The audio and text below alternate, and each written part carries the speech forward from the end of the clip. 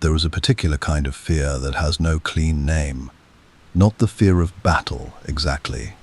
Not the sharp, clarifying terror of steel meeting steel or cannon shots splitting the air.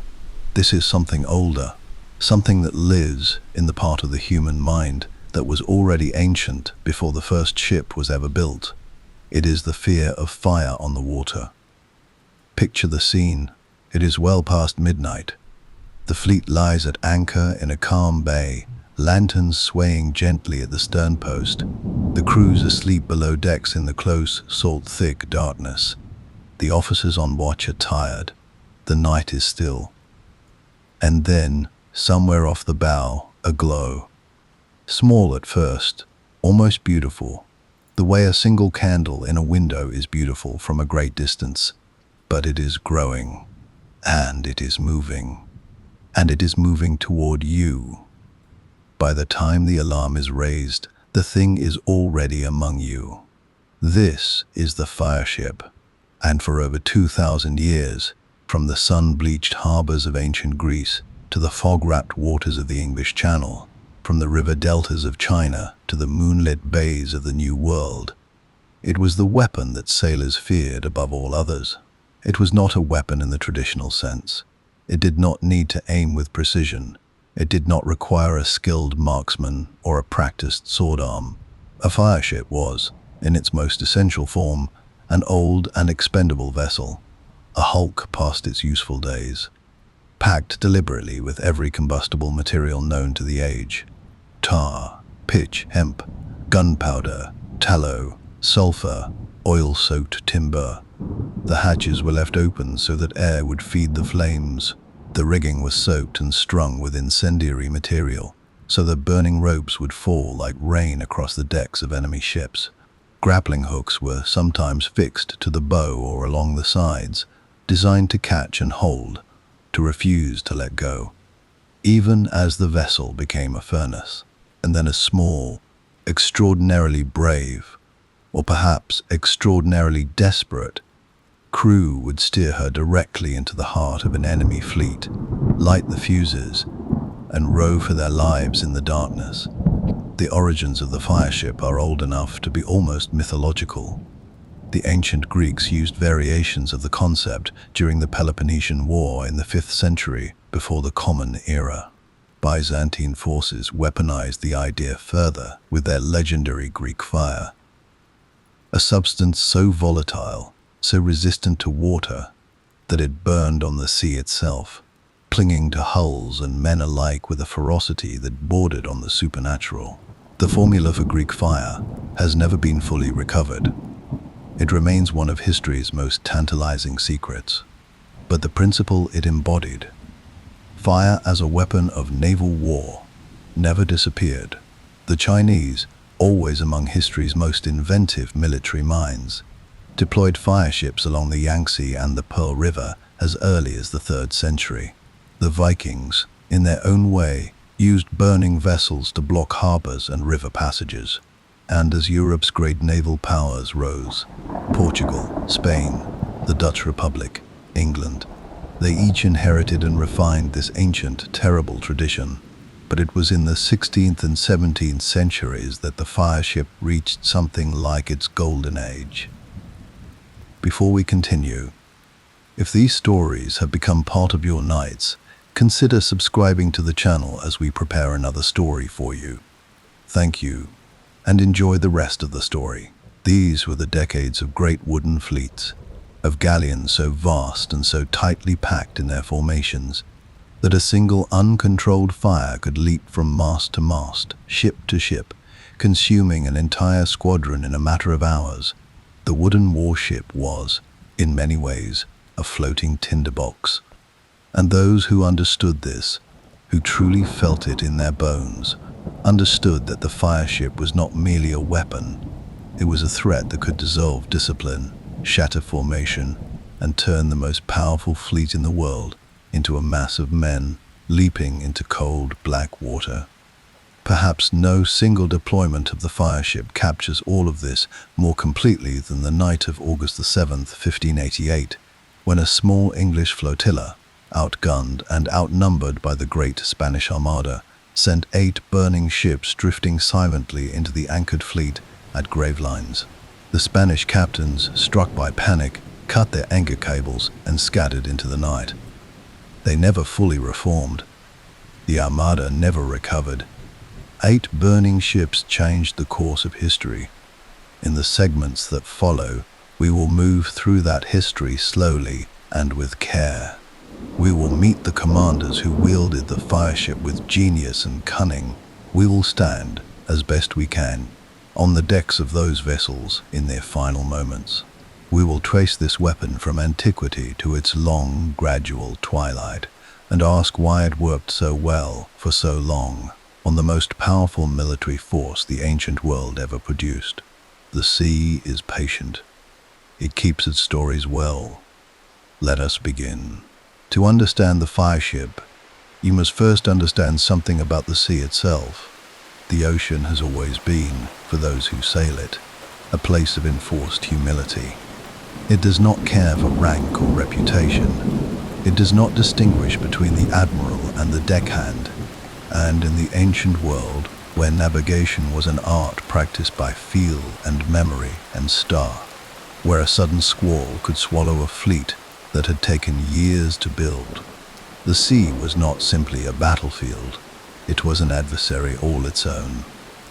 Every commander who ever put a fleet to water knew, in some quiet and private corner of his mind, that he was already fighting on 2 fronts. Fire was the second front brought to bear against them. The earliest recorded use of something resembling the Fireship comes from the Greek world, and it arrives not with fanfare, but almost as a footnote, a single, almost casual mention in the long and brutal chronicles of the Peloponnesian War. It is 413 before the Common Era. The Syracusans, defending their harbor against the Athenian fleet in one of antiquity's most catastrophic naval sieges, loaded an old merchant vessel with pine branches, bundles of resinous wood, and anything else that would catch and hold a flame. They set it alight and let the wind carry it toward the Athenian ships crowded at the harbor mouth. The Athenians, who had arrived in Sicily as conquerors, who had crossed the Mediterranean with the largest expeditionary fleet Athens had ever assembled, were forced to scatter. The fire did not destroy them outright, but it sowed chaos. And in naval warfare, chaos has always been worth more than casualties. What is remarkable about this is not the sophistication of the weapon. It was, after all, simply a burning boat, but the psychology behind it. The Syracusans had grasped something essential. They understood that a fleet at anchor is a fleet at its most vulnerable, not because it cannot fight, but because it cannot easily flee. Ships at anchor are tethered. They are close together by necessity, their hulls and rigging sometimes nearly touching. In that condition, fire does not need to be accurate. It only needs to arrive. This insight, fire as a weapon of disruption rather than destruction, would echo through every century that followed.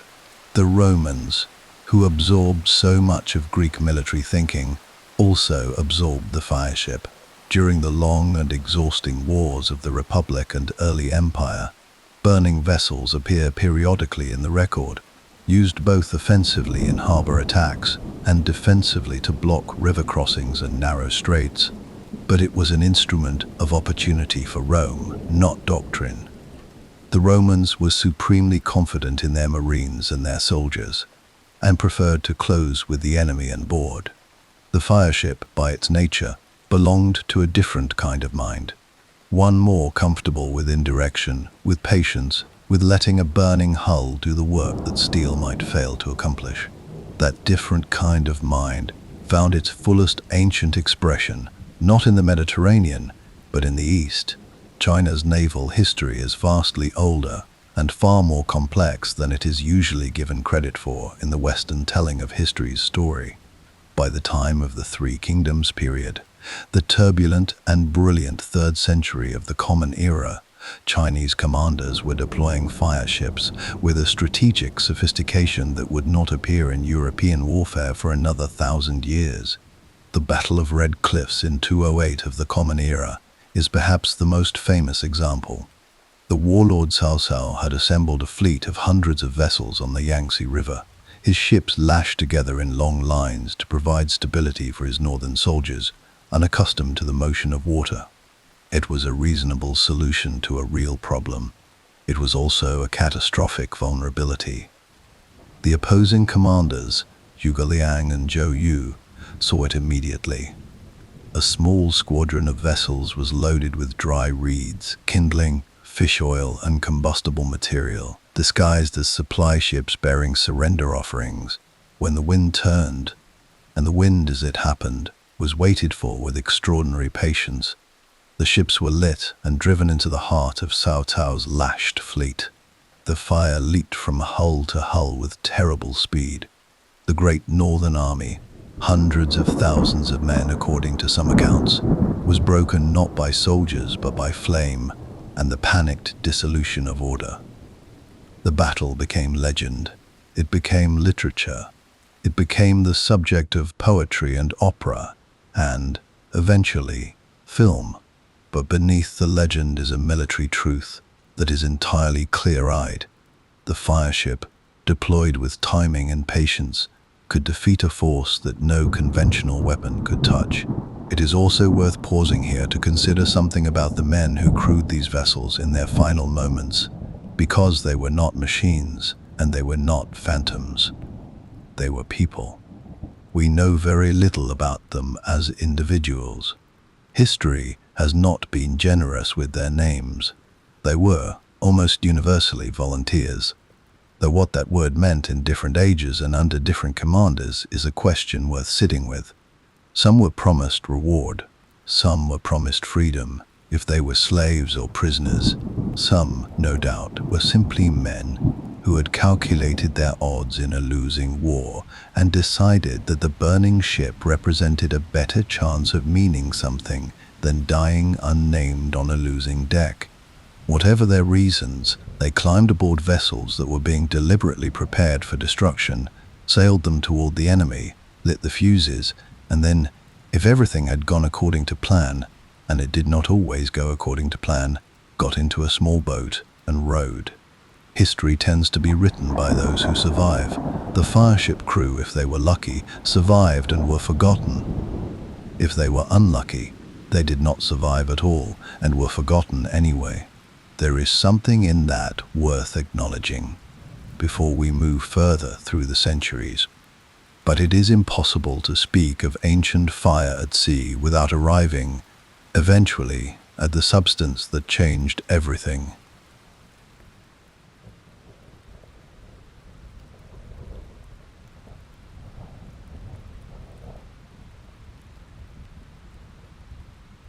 Even the name carries a kind of dread. Not the dread of something known, but of something only half understood, which is always the more unsettling kind.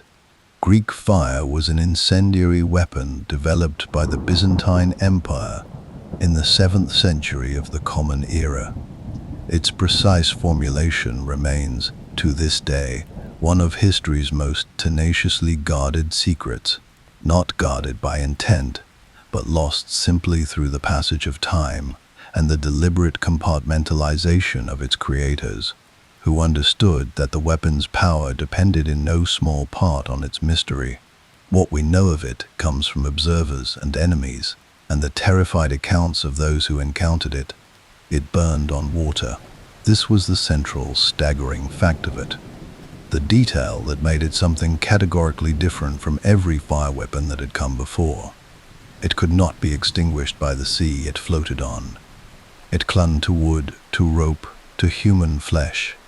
It burned with a color that contemporary accounts describe variously as blue or green or a kind of roaring golden white, accompanied by a sound like continuous thunder and a smoke so black it blotted out the sky. Byzantine warships, called dromons, deployed it through siphons mounted at the bow. Bronze tubes, heated and pressurized, that projected a stream of liquid fire across the water. In naval battle, they could project this substance directly onto enemy vessels at close range. The effect, by every account that has survived, was devastating, not only materially, but psychologically.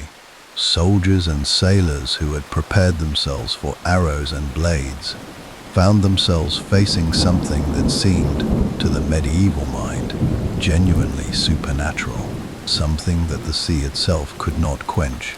The Byzantine Empire used Greek fire to defend Constantinople against Arab sieges in 674 and again in 717, two moments where, had the city fallen, the entire subsequent history of Europe and the Mediterranean world would have been unrecognizably different.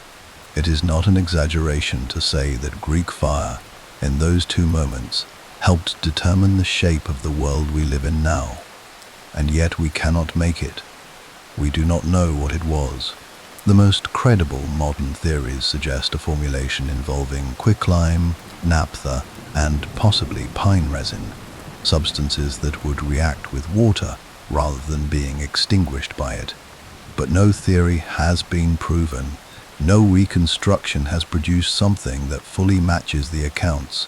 The Byzantine chemists who created it took their formula to their graves with a care and completeness that has defeated 15 centuries of curiosity. What Greek fire left behind was something more durable than a formula. It left behind a template, a demonstration, written in fire on the waters of the Bosphorus and the Golden Horn, that combustion deployed at sea could be a weapon of civilization, altering consequence. But template would not be forgotten. In the centuries ahead, as the age of gunpowder slowly transformed naval warfare and wooden ships grew larger and more numerous and more tightly packed in their great fleet formations, the lessons of Syracuse and the Yangtze and Constantinople would surface again, refined, adapted, made newly terrible. The fireship was not finished.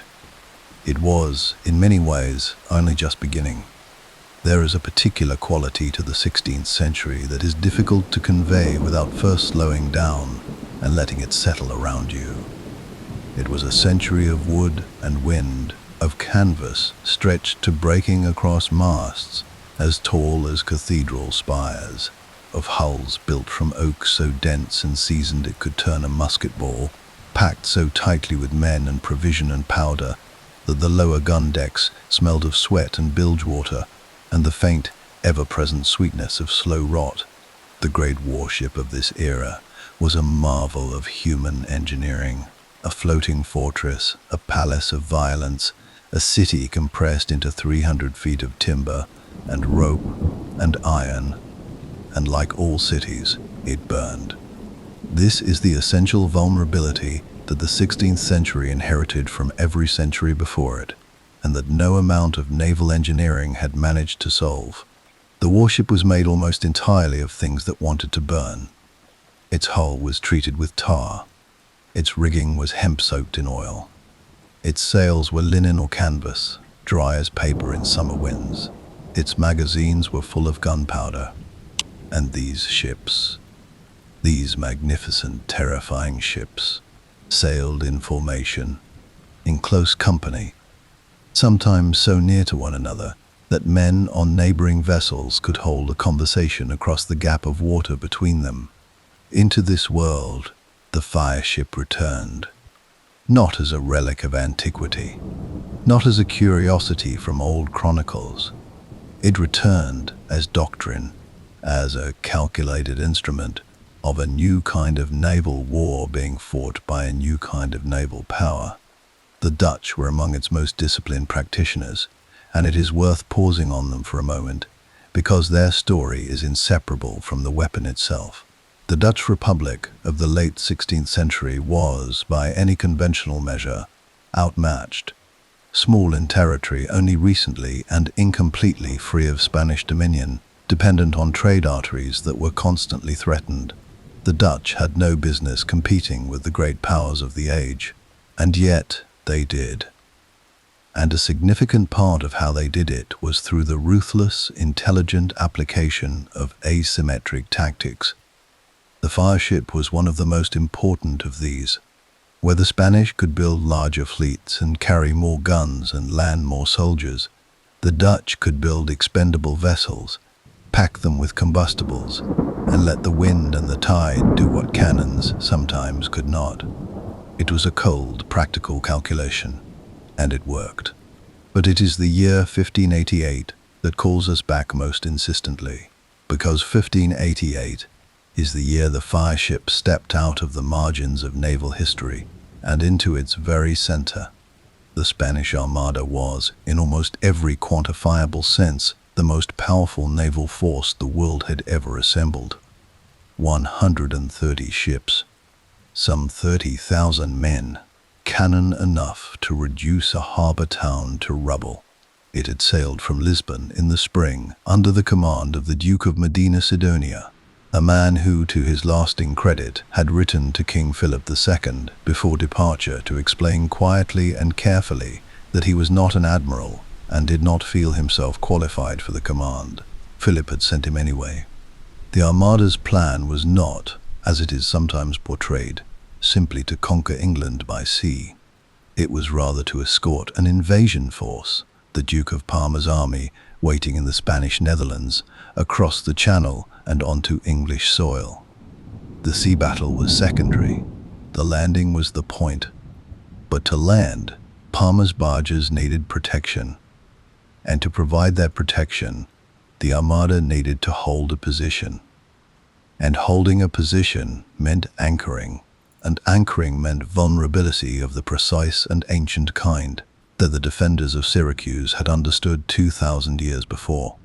The English fleet under Lord Howard of Effingham, with Francis Drake as his vice-admiral, had been harrying the Armada up the Channel for days. There had been engagement, thunder and smoke and the grinding exchange of cannon fire, but no decisive result. The Armada held its crescent formation with impressive discipline. Individual ships could be chipped at, but the formation itself seemed to absorb punishment and hold its shape. Howard needed something that discipline alone could not answer. The Armada anchored off Gravelines near Calais on the 6th of August. The English fleet lay nearby, watching, and in the English councils of war, an idea that was old when Rome was young was brought quietly forward. 8 ships were selected. They were not the fleet's best vessels. That was rather the point. They were workable hulks, serviceable enough to sail, expendable enough to burn. Their crews stripped them of anything valuable enough to save. Then came the loading: pitch, tar, hemp, resin, gunpowder. The guns were loaded and left to fire on their own as the heat reached them, a detail that added a dimension of noise and unpredictability to what was already going to be a terrifying apparition in the night. Some accounts suggest that the grappling hooks along the hulls were smeared with pitch so that they would hold fast any rigging they caught. Every detail was considered. Every detail was in service of the same goal. Not destruction, not even necessarily fire, but panic. At midnight on the 7th of August, with the wind and tide running favorably toward the anchored Armada, the 8 ships were lit and cast off. What followed is one of those moments in history where the written record and the human imagination arrive at the same place from opposite directions, and the place they both arrive at is the same word: chaos. The Spanish were not unprepared for fireships in the abstract. Medina Sidonia had warned his captains that the English might attempt exactly this. He had posted patrol boats ahead of the fleet with orders to intercept any burning vessel and tow it aside before it could reach the Armada. And indeed, the patrol boats found 2 of the 8 ships and succeeded in moving them clear. But 8 ships, burning and drifting and firing their own guns in the darkness, 8 separate sources of light and heat and noise and terror, were not something that 2 patrol boats could entirely manage. There is a particular horror to a fireship that a description of it in daylight does not quite capture. In daylight, you can see it for what it is: a burning vessel, crewed by no one, dangerous but finite. But at midnight, seen from the deck of an anchored ship with your crewmates asleep below and the smell of smoke suddenly cutting through the salt air. At midnight, a fireship is something that the rational mind cannot immediately process. It is fire. It is moving. It is getting closer. And the rational mind, confronted with fire moving toward a ship full of gunpowder, does not always behave rationally. The Spanish captains cut their anchor cables. This decision, made in panic across vessel after vessel in rapid succession, was in military terms absolutely catastrophic. A ship that has cut its anchor cable has lost something it cannot easily replace at sea. The Armada had been riding at anchor in a specific position for a specific strategic purpose. The moment those cables were cut, that position was gone. The crescent formation, maintained with such discipline across hundreds of miles of channel, the formation that had made the Armada so difficult to break, dissolved in the darkness and the wind. The ships scattered. Some collided. Some drove dangerously close to the shoals off the Flemish coast. Dawn found the Armada dispersed across miles of sea, its formation broken, its captains struggling to regroup a fleet that had been designed to hold together and had now, suddenly and irreversibly, come apart. The engagement at Gravelines the following day, when the English pressed their advantage on the now disorganized Armada, was severe. Several Spanish ships were lost or badly damaged, but the deeper damage had been done the night before by 8 burning hulks and the darkness and the fear that is older than any navy. The Armada turned north. It would try to return to Spain by rounding Scotland and Ireland, a voyage of extraordinary hardship on a fleet already battered and demoralized. Storms took more ships than the English had. Of the 130 vessels that had sailed so grandly from Lisbon in the spring, fewer than half returned to Spanish ports. Thousands of men were lost. The enterprise of England, Philip II's great design to restore the old faith to the island and bring it back under Habsburg authority, was finished. 8 ships had helped determine the outcome of one of the most consequential naval campaigns in the history of the world. What is perhaps most striking, sitting with it now across 4 centuries of distance, is how little destruction the fireships themselves actually caused. No Spanish vessel was burned by them that night off Gravelines. Not one. The fireships drifted through the fleet, burned to the waterline, and sank, having touched nothing. Their work was done entirely inside the minds of the men who saw them coming. This is the deepest truth about the fireship, and it is one that every commander who ever used one understood. It was not, primarily, a weapon of combustion. It was a weapon of imagination.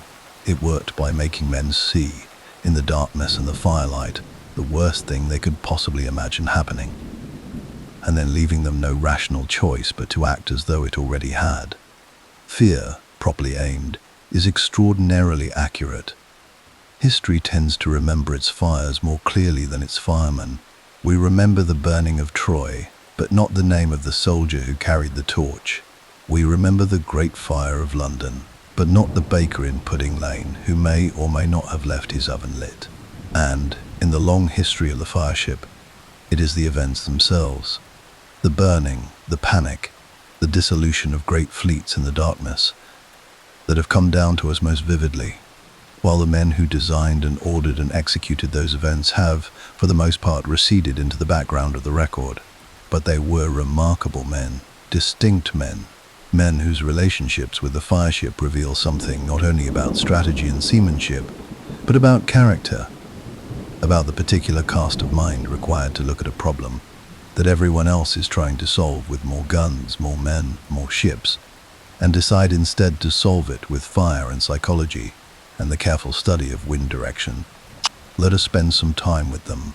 The first figure worth drawing out of the record is one whose name appears often in the broader history of the period, but whose specific genius with the fireship is rarely given the attention it deserves.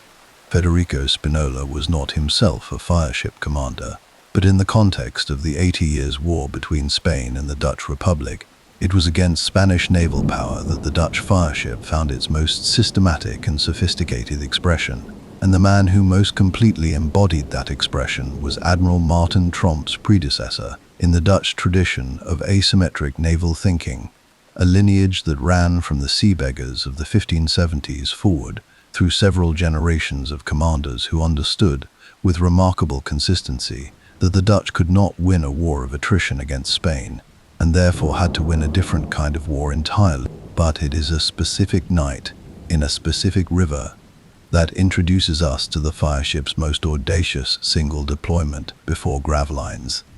And the engineer behind it was not an admiral at all. His name was Federico Giambelli, and he was, depending on your perspective, either a military genius or a dangerous eccentric, or, most probably, both of these things simultaneously. Giambelli was an Italian engineer, working in the late 16th century in the service of the besieged city of Antwerp. It was 1585, the Spanish army under the Duke of Parma, the same Parma who would later wait in the Netherlands for the armada that never quite arrived, had blockaded Antwerp by constructing a massive pontoon bridge across the Scheldt River, cutting the city off from resupply by sea. The bridge was formidable. It was wide, well defended, anchored by boats on either side and supported by a boom of heavy timber. Conventional attack had failed. The city was slowly starving. Giambelli was given permission to try something unconventional. What he built bore only a passing resemblance to the traditional fireship. He called his creations the Hellburners of Antwerp. And the name was not an exaggeration. He took two substantial vessels, and in their holds he constructed a chamber of stone and mortar, essentially a sealed brick vault. Into these vaults he packed approximately 3 tons of gunpowder each. Over the powder he laid a carefully arranged mass of scrap metal, tombstones, iron bars, cannonballs, and chain.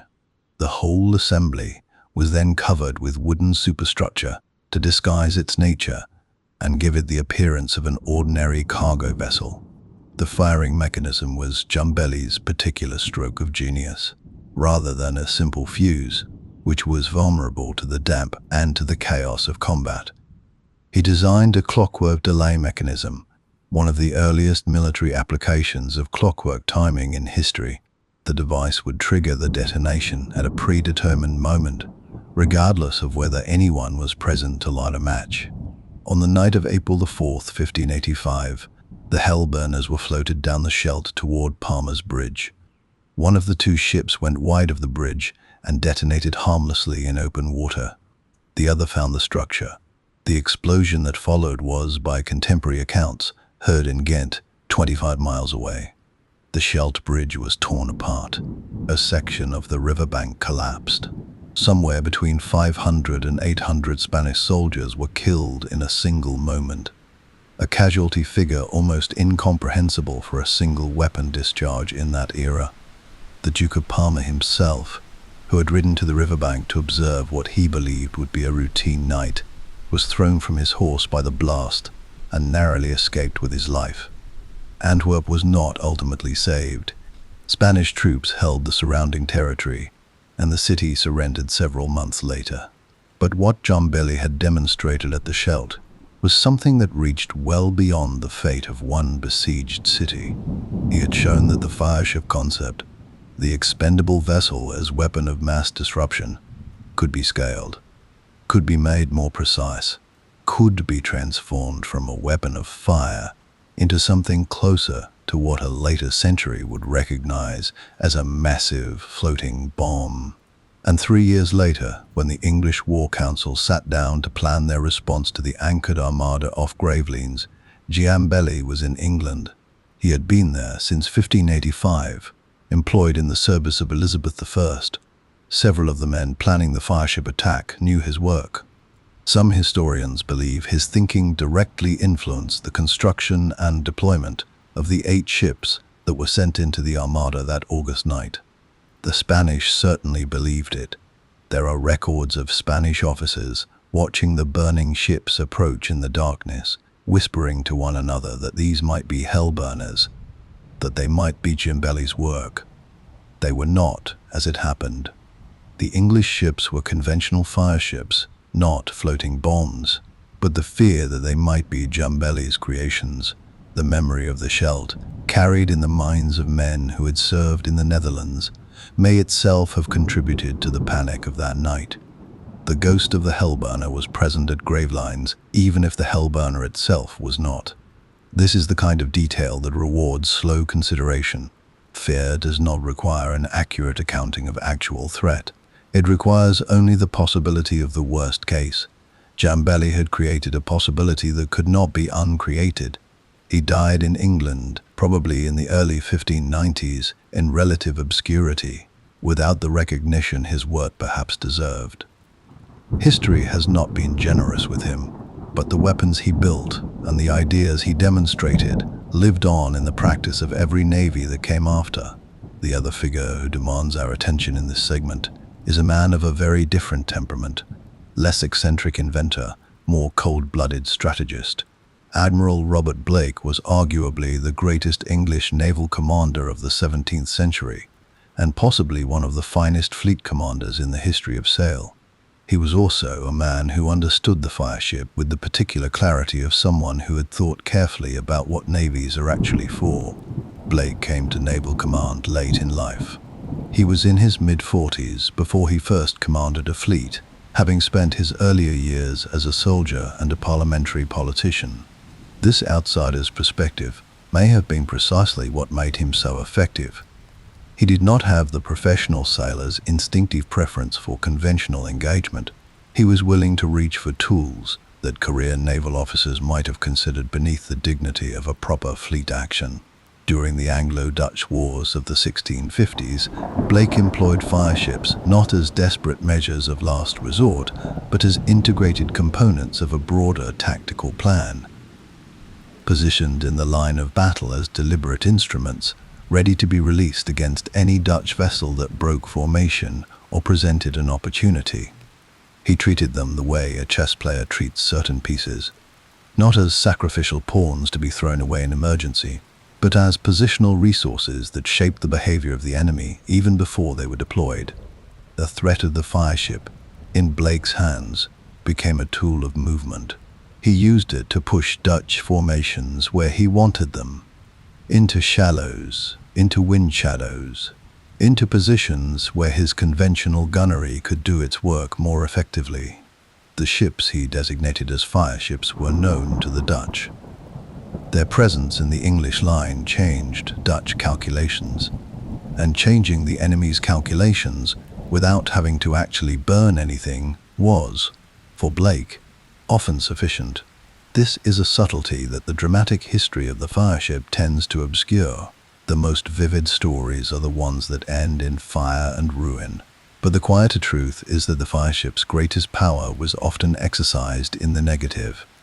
In the attacks that never happened, the positions that were never taken, the formations that were never held. Because somewhere in the back of every Dutch captain's mind was the knowledge that there were burning ships in the English line, and that the wind was, at any moment, capable of changing direction.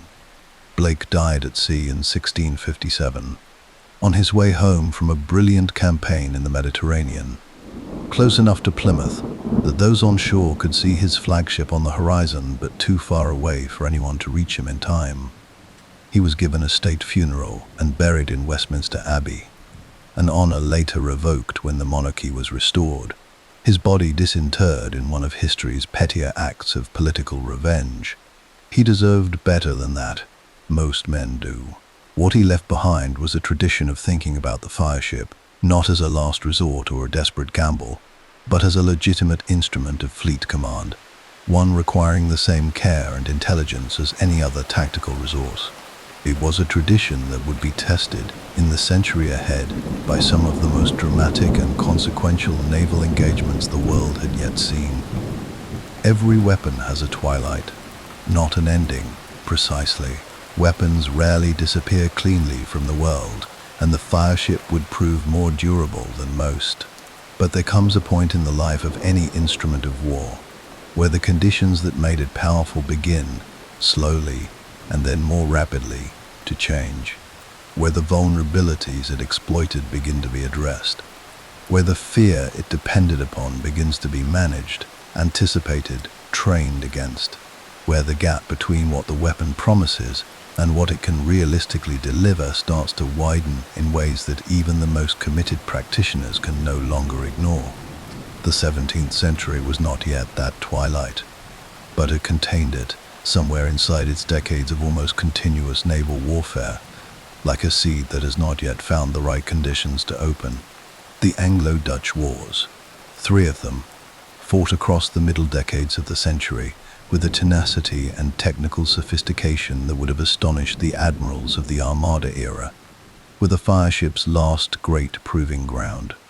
They were also, perhaps not coincidentally, the period in which the Fireship began to reveal its limitations with the same clarity that it revealed its power. The Dutch and the English were, in many ways, ideally matched adversaries. Both were seafaring peoples. Both had built their prosperity on trade and the protection of trade. Both had developed naval traditions of genuine depth and seriousness, and both had inherited the Fireship as an instrument of fleet warfare and understood it with an intimacy that made its deployment simultaneously more effective and more expected.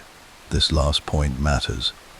The Fireship works best against an enemy who has not fully prepared for it, against an enemy who knows it is coming, who has studied the tactics, drilled the countermeasures, positioned his vessels with the threat explicitly in mind. It becomes a much more difficult instrument to employ successfully. The Dutch knew, and so did the English, and the result of 2 highly sophisticated naval powers, both knowing, was a series of engagements in which the Fireship appeared repeatedly, sometimes with devastating effect, and sometimes with almost none. The difference between success and failure, depending on factors as narrow as wind speed, tide timing, and the specific temperament of individual captains on the night in question, the 4 days Battle of June '66 is perhaps the most extraordinary naval engagement of the entire century, and it deserves more than the brief mention most general histories afford it. 4 days of continuous fighting in the southern North Sea, an almost unimaginable sustained engagement by the standards of an era when battles typically lasted hours. The Dutch fleet, under Admiral Michiel de Ruyter, one of the finest seamen the age produced, fought the English to something close to a decisive victory. Fireships were deployed by both sides throughout the engagement, in conditions that shifted constantly. The wind changing, the fog rolling in, visibility dropping to near nothing at intervals, then clearing to reveal the full, terrible panorama of the 2 fleets locked together in mutual destruction.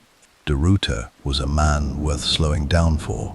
He was, by the accounts of those who served under him and those who fought against him, something close to the ideal naval commander of his era. Technically brilliant, personally courageous, possessed of an almost preternatural calm in the chaos of battle, and with a particular gift for holding the confidence of his men in circumstances that would have broken lesser captains. He used Fireships the way Blake had used them, as integrated tactical instruments rather than desperate measures, but with a fluency that perhaps even Blake would have admired. At the 4 days battle, Dutch Fireships accounted for several English vessels, including the flagship of Admiral Sir William Berkeley, who refused to strike his colours and went down with his ship, or, more precisely, was found dead on his burning deck when the Dutch finally put out boats to investigate the wreck. The English losses were severe. The battle is remembered, in the naval histories that bother to remember it at all, as one of the most complete Dutch victories of the period. And yet, even in victory, there were signs of the Fireships' changing fortunes. English captains burned, sometimes literally, by their experience with the weapon in earlier engagements, had developed countermeasures of increasing sophistication. Dedicated small craft were now routinely positioned to intercept and deflect incoming fireships. Hulls were sometimes fitted with fenders, extensions of timber and rope designed to keep a burning vessel from making direct contact. Captains drilled their crews in the emergency procedures for cutting anchor cables and making sail quickly in darkness and confusion. None of these measures made the Fireship toothless, but they raised the cost of deploying it successfully. They narrowed the window of opportunity within which it could do its work. The most spectacular English fireship action of the entire period came not in a fleet engagement, but in a raid, and it came as something close to humiliation for one side and something close to legend for the other. In June of '67, the Dutch executed a raid on the Medway, the river in Kent where the English fleet lay at anchor, in ordinary, behind a defensive chain stretched across the water at Chatham. England was negotiating peace. The fleet had been partially demobilized for reasons of economy. The defenses were not as alert as they might have been, and de Ruyter, with a boldness that is still striking 3.5 centuries later, sent his fleet directly into the Thames estuary, broke the chain at Chatham, and proceeded to capture, burn, and tow away English warships from what was essentially their home port. The flagship of the English fleet, the Royal Charles, one of the most powerful warships in the world, the vessel that had carried King Charles II home from exile at the Restoration, was taken as a prize and towed back to the Netherlands. It never returned. Its stern carving, bearing the English royal arms, can still be seen today in the Rijksmuseum in Amsterdam. Perhaps the most tangible monument to the audacity of that raid that the world has retained. Fireships were central to the Medway action. They were used to burn the vessels that could not be taken as prizes. They burned in the narrow river with a completeness and efficiency that the open sea deployments of earlier engagements had not always achieved, because in the river there was nowhere to run.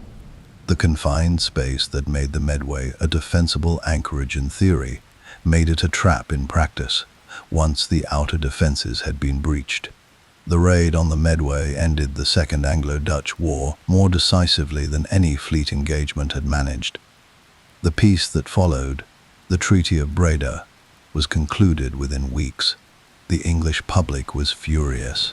Samuel Pepys, whose diaries give us some of the most vivid personal accounts of the period, wrote of hearing the Dutch guns from London and of a city gripped by something close to panic, a fear that the enemy might sail directly up the Thames to the capital itself. They did not, but the fact that it seemed possible, that it seemed, for a few days in June of 1667, like a genuine prospect, speaks to the psychological completeness of what de Ruyter had accomplished. It was, in many ways, the fireship's last great unreserved triumph. The decades that followed would see the weapon used again. In the wars of Louis XIV, in the ongoing conflicts of the Baltic, in the peripheral engagements of a century that was slowly filling with new technologies and new tactical doctrines. But it was used with diminishing returns. The countermeasures improved. The tactical surprise that the weapon depended on became harder and harder to achieve, as every navy in the world trained specifically against it. And new developments in naval gunnery, heavier guns, longer ranges, improved powder, better fire control, were beginning to offer fleet commanders a destructive capability that did not require sacrificing a vessel to achieve it.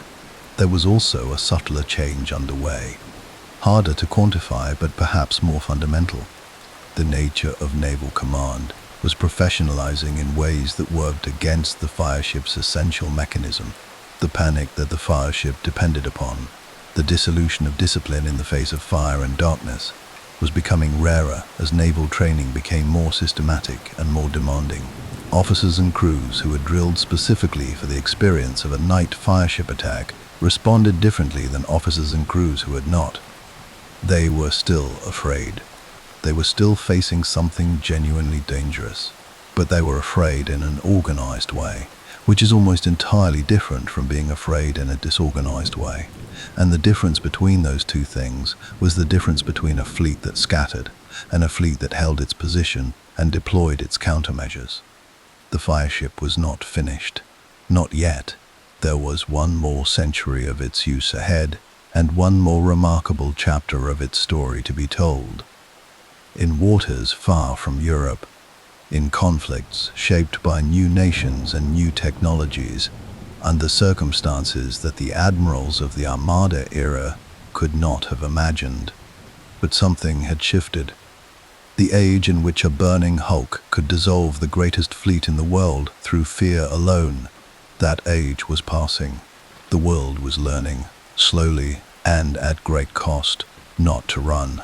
The 18th century arrived with the fireship still in service, still feared, still capable of genuine destruction in the right circumstances, but carrying with it, like an aging warship that has seen too many campaigns, the unmistakable weight of a thing approaching its end. It would take longer than you might expect. History rarely moves as cleanly as we would like when we are arranging it into chapters, and the fireship's decline was not a single event or even a sequence of events, but rather a long, gradual diminishment, a slow draining away of the conditions that had made it powerful, replaced by new conditions that it was not built to answer. There were still moments of fire and drama ahead. There were still deployments that worked, officers who believed in the weapon, engagements where a burning hull changed the course of an afternoon in ways that no cannon could have managed. But there were also, with increasing frequency, deployments that failed. Fireships intercepted, deflected, avoided by fleets that had learned, over generations of painful experience, exactly what to do when they saw one coming. The War of the Spanish Succession, fought in the first decade of the 18th century across half of Europe and several of its surrounding seas, produced one of the fireship's last notable successes in the traditional mold.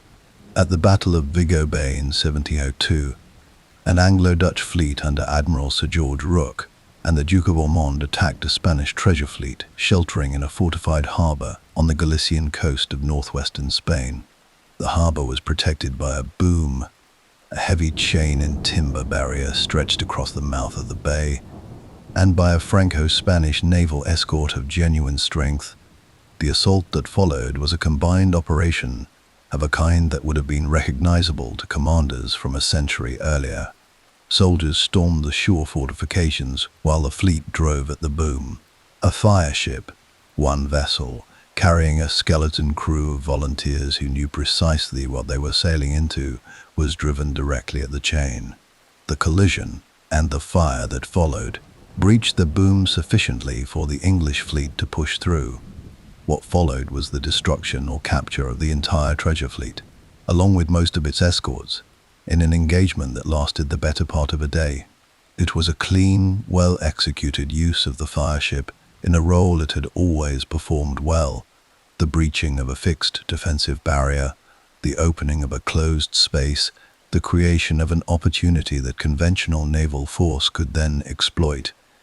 And it worked. It worked with the kind of completeness that the old histories celebrated. But it is worth noting what was different about Vigo Bay.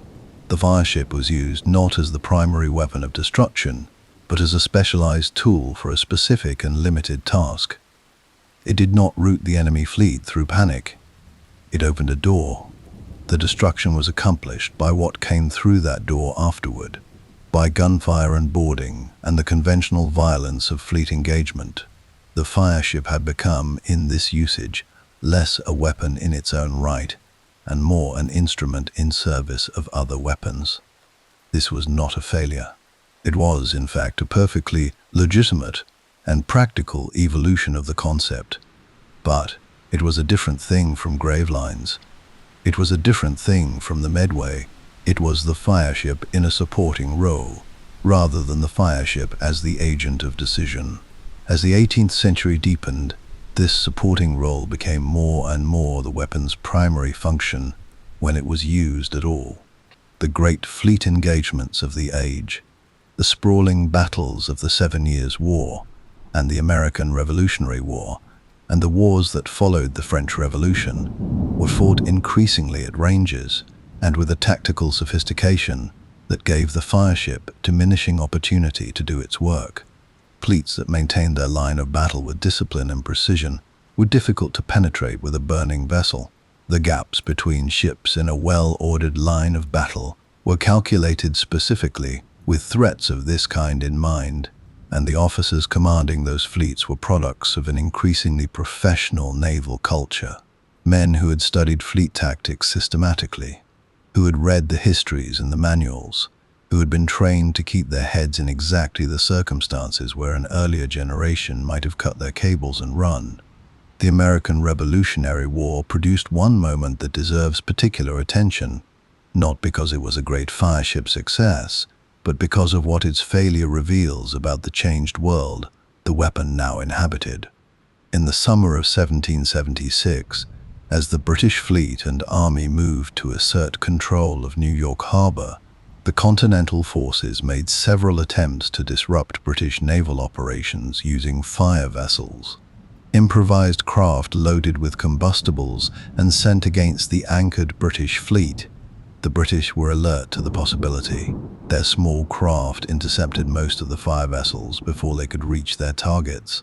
Those that were not intercepted were deflected or allowed to burn harmlessly past the fleet, their threat managed by captains who understood the weapon and had prepared for it. There was no panic. There was no dissolution of formation. There was, if the British accounts can be believed, something closer to professional interest. Officers watching the burning vessels drift past with the calm attention of men observing something they had studied and prepared for, and whose actual effect they were quietly measuring against what they had expected. This is a long way from the midnight terror of Gravelines. It is a long way from the chaos of the Medway. The same weapon, deployed against a different quality of preparation, produced almost no result at all. The wars of the French Revolutionary and Napoleonic period, the great, consuming conflicts that restructured Europe between 1792 and 1815, saw the fireship appear occasionally in peripheral actions and coastal raids, but never again as a central instrument of fleet warfare. Nelson, who dominated the naval imagination of the age, and whose tactical thinking was in many ways the summation of everything the Age of Sail had learned about fighting at sea, used fireships when they were available and appropriate, but did not depend on them. His genius lay in closing with the enemy at speed, breaking the line, and fighting at close quarters with a ferocity and discipline that left no space for the slower, more atmospheric kind of terror that the fireship required. The fireship needed darkness and confusion, and the time for fear to work its way through a fleet. Nelson's method denied the enemy all three. At the Battle of the Nile in 1798, when the French flagship L'Orient caught fire and eventually exploded with a detonation that was heard miles away, the effect on the surrounding battle was something close to what a great fireship deployment might have achieved. A moment of such overwhelming visual and physical impact that both fleets paused, the guns falling briefly silent, as men on every vessel in the bay simply stopped and looked. But L'Orient was not a fireship. She was a ship of the line that had been set alight by the ordinary violence of battle. The fire was accidental. The pause it created was genuine but brief. The battle resumed. The French fleet was destroyed. The end, when it finally came, was not dramatic. The fireship did not go out in a final glorious deployment or a last great burning. It faded. The transition from sail to steam, which gathered pace through the 1820s and 1830s and became irreversible by mid-century, changed the fundamental conditions of naval warfare in ways that the fireship could not survive. Steam-powered vessels were not dependent on wind direction. This single fact dismantled the fireship's most essential requirement, the favorable wind that carried it toward the enemy, the wind without which the whole concept collapsed. A steam warship could simply move away from a drifting fire vessel under its own power, at any time, regardless of what the weather was doing.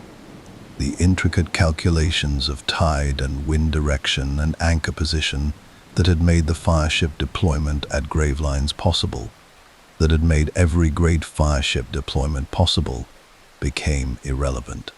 The iron hull compounded the problem. Wood burns. Iron does not. The great ironclad warships that emerged in the 1860s, from the American Civil War's Monitor and Virginia onward, were not invulnerable to fire, but they were vastly less susceptible to it than the wooden ships of the line that the Fireship had been designed to destroy. The psychological dimension of the weapon.